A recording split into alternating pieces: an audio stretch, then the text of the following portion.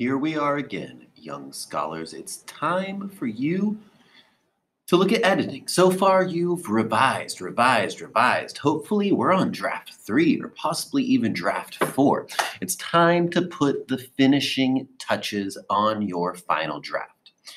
First thing you should do is go and submit your writing to Turnitin.com.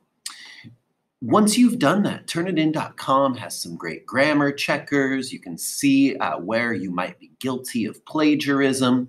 Make sure that you're using your own words. It's got this kind of grammar checking feature. Let's see if I can pull up somebody's paper from the beginning here.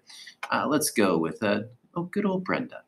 Good old Brenda. Pulling up her paper here and Turnitin. My tools will look a little different from yours, but there will be some similarities. And so looking at this student's paper, you've got all these tools over here on the right.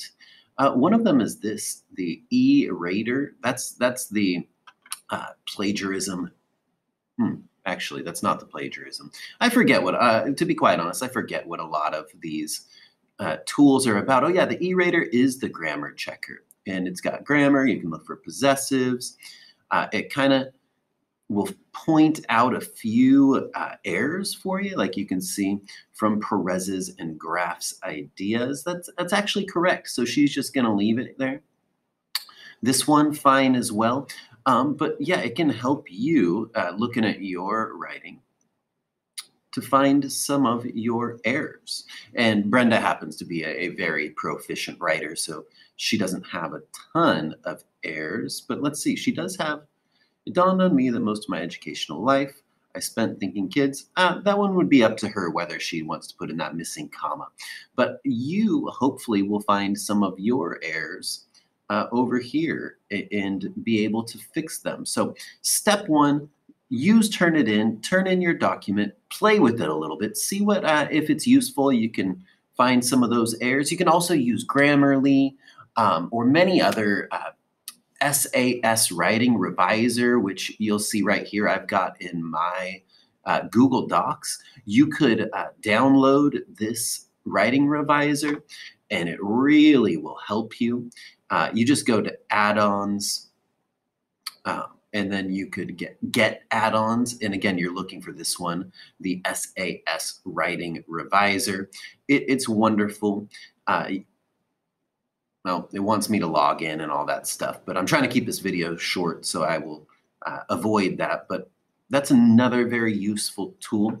But once you've got your peer feedback, once you've gone in and revised, it's time to edit your draft. And there's nothing for you to turn in here for this activity, but it's time to look at the grammar and mechanics. When you're revising, you're looking more at the content, the ideas, the claims, the evidence, the support, the explanations, the personal experiences.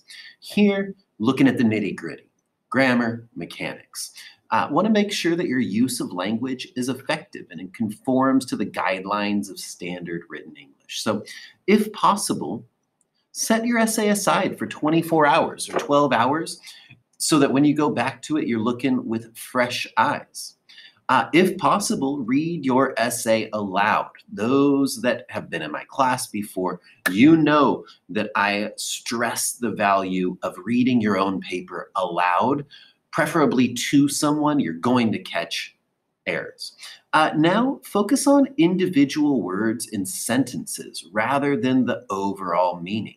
You might want to take a sheet of paper and cover up your writing and go line by line. Just show one line at a time, forcing yourself to read it closely. Figure out the pattern of your own errors. You're seniors by now. What are your patterns? Do you tend to have run-ons? Do you tend to have careless mistakes in phrasing or spelling? Learn from your own mistakes in the past. Only look for one type of error at a time. Then go back and look for a second type. Maybe first you just check your whole paper for capitalization. Next, check your whole paper for comma usage, etc., etc. A few other things to look for that you might want to go one by one. Look for capitalization errors. Are your quotation marks in the correct place? Do you spell the author's name correctly? You'd be stunned at how many young writers don't spell the name correctly or don't capitalize the author's name. Avoid the phrase the author states in similar bland phrases. If you know the author's name, instead of the author, say Nash or Roderick Nash. Do you avoid boring, vague words like good, bad, things, stuff, says, etc.?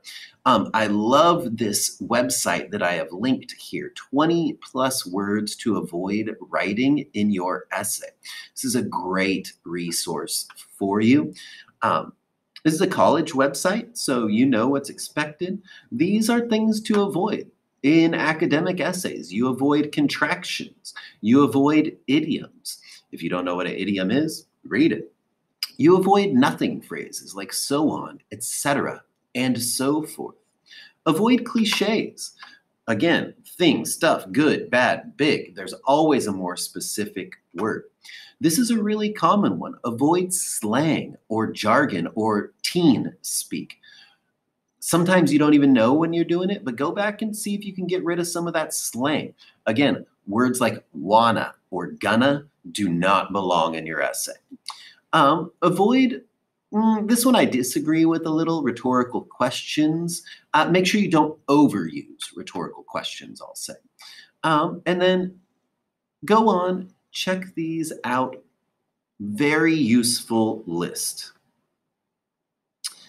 Make sure it's easy to determine the different sections of your writing, the intro, the body paragraphs, the conclusion. Do you end your writing with a strong conclusion?